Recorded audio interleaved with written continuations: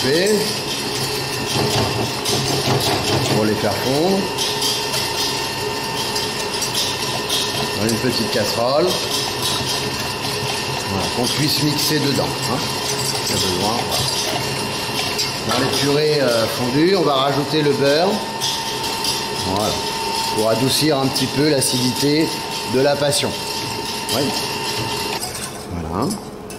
Dès que c'est bien chaud, hein, vous versez le sucre en mélangeant. Il ne faut pas que ça soit trop bouillant au départ. Pour être sûr d'éviter d'avoir trop de grains. Voilà. Et on fait bouillir.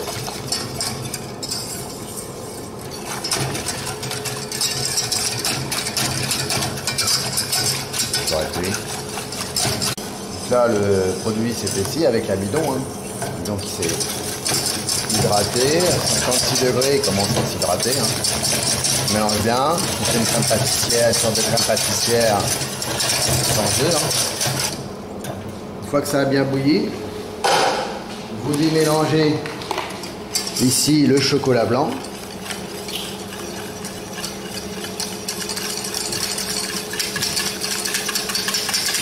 Voilà.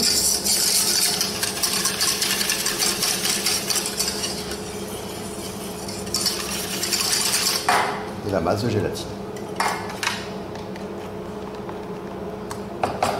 Là, il y a 25 grammes de masse de gélatine.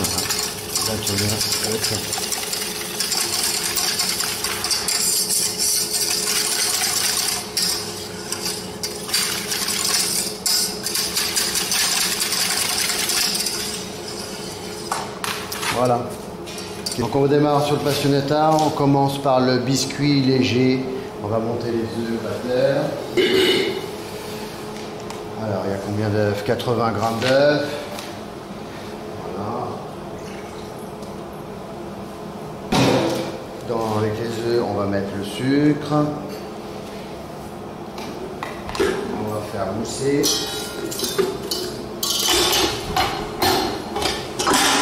Voilà, à fond. Alors il y a une petite quantité, alors on baisse bien le fouet. Ensuite vous allez mélanger la poudre d'amande et la coco ici.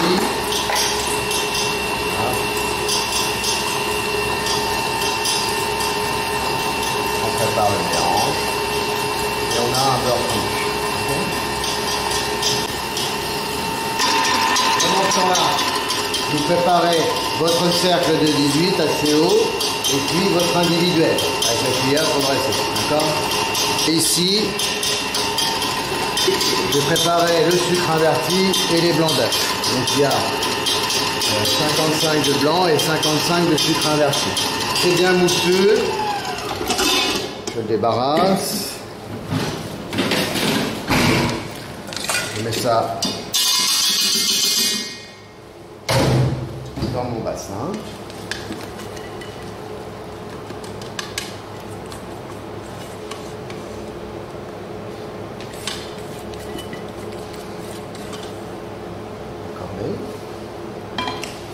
Bien dégraisser la cube. De façon à ce qu'il n'y ait plus d'œufs, plus de jaune pour que ça monte bien. Vous mettez les blancs d'œufs. Et vous mettez le sucre inverti. Donc vous n'avez qu'une seule cuve.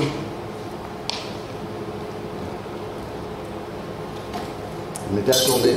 Vous faites une meringue au sucre inverti. D'accord?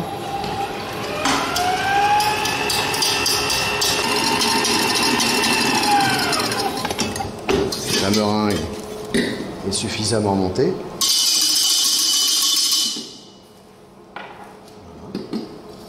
Vous avez ici le mélange avec la poudre de coco. On commence à pré-mélanger comme ceci. Tout de suite, on met une corne de meringue.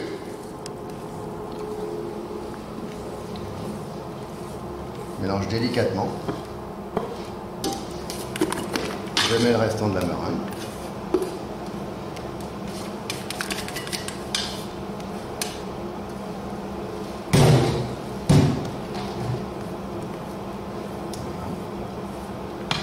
Délicatement pour garder le volume. Et avant que ça soit fini de mélanger, lorsque je vois que ça va pas tarder, je mets le beurre. Le beurre qui est fondu. Il est froid, hein, il est tiède, tempéré.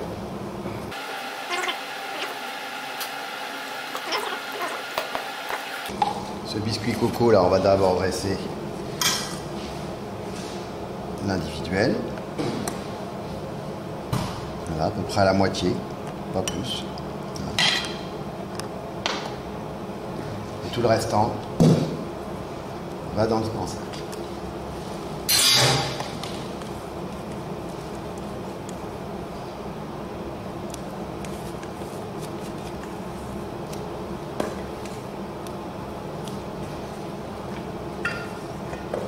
Alors ça va gonfler et puis ça va se resserrer. D'accord? Et ça va être juste au niveau de la garniture. D'accord pour ça? À 170 degrés.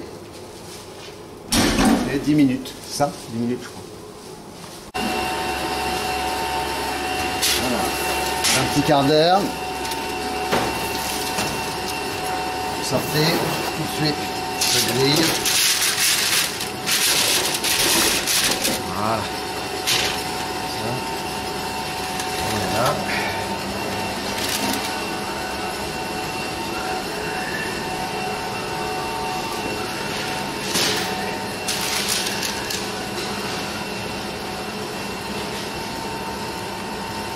Vous voyez, ça va se creuser, hein, ça va retomber. Donc on va venir ici, si ça chauffe de trop, une petite palette pour tout remettre à la même hauteur. Vous voyez, ça a monté comme un rocher, ça gonfle et après ça se retasse. D'accord? Donc ce qu'il faut, c'est venir appuyer ici tout autour pour bien remettre tout à la même hauteur.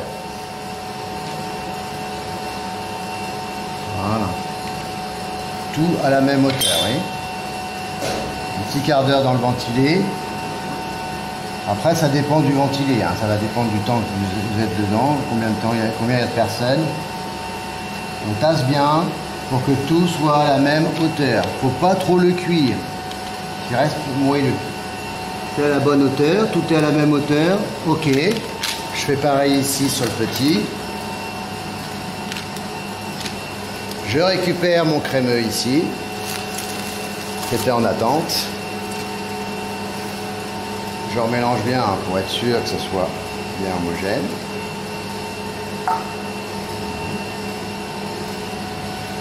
Je mets un petit peu de crémeux dans mon individuel pour qu'il soit à l'identique. Voilà. Et je mets le restant ici.